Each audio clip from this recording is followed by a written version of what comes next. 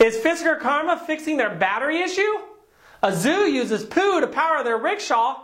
Why is the U.S. using more paper than ever? All this and more on this week's Smelly Green Tech Weekly!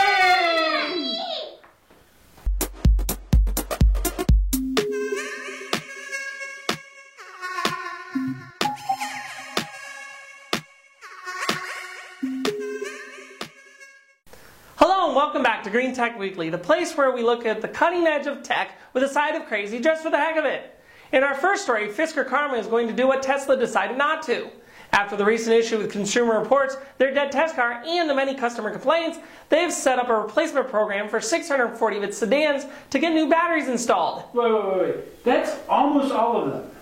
If you're an owner of one of these awesome EVs, you should have been contacted by them to set up your replacement. In our second story, the Denver Zoo has a poo problem. There's only so much you can do with all that poo. The zoo ends up with more of it than they can reuse. They compress it into a puck and then it's fed into a syngas-powered hybrid electric tuk-tuk. This is part of how the zoo has spent the past 10 years working on a way to reduce what it sends to the landfill. When the poo pellets are burned, the energy is used to power a generator that charges the tuk-tuk's batteries. With an annual output of 1.5 million pounds of poo made in the pellets, they're able to reduce their waste hauling bill by $150,000. Man, that stinks. What? I would think saving $150,000 is a great thing. No, I mean burning all that poo must really stink. Oh, I gotcha. Ew, that would stink. Yeah. Awesome. Speaking of poo, an Israeli firm called Applied Clean Tech is planning to recycle paper from wastewater treatment plants.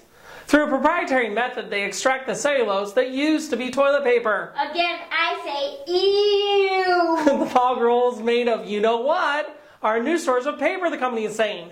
The paper is cleaned, sterilized, and repressed. The result looks like particle board and could someday support 10% of the world's paper needs and at the same time reducing the sludge going into the landfills. That stinks. This time, I know what you mean. Now for the reason why we need more paper. A recent study by The Economist found that the worldwide paper consumption has increased 50% over the past 30 years. So much for the paperless office. The Belgians topped the chart with each person accounting for killing 8.51 40-foot trees annually. The U.S. is around the middle with a death blow at 5.57, and the country with the least amount of dead trees is Azerbaijan at 0.16 trees per person. Way to go, Azerbaijan! Where the heck is Azerbaijan? I don't know. Okay, I looked it up. It's a really small country. So, I think they cheated. They cheated? How in the world would a country cheat at a thing like this? I don't know, but it's a conspiracy, I tell you. A conspiracy! You're crazy! In our last story, the Spanish city of Almeria has been working on its gardening abilities lately, and they were able to grow a tulip at 115 feet tall. What? I don't think that's what that really is or how it got there. Okay, it's really a green energy power plant they named the tulip plant. I see what they did there. For the most part, this is nothing new. The system is like other heliostat power plants in that the 52 sun tracking mirrors continuously point the sun at a central point at the top of the tulip in order to heat it up to drive a generator.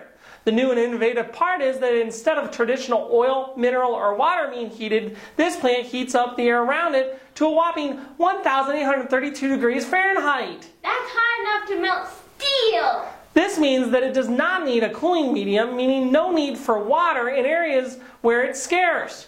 The other cool part is it's a hybrid feature. If the sun doesn't get the bulb at the top hot enough, then it can kick on a fire and heat the air, keeping the system going.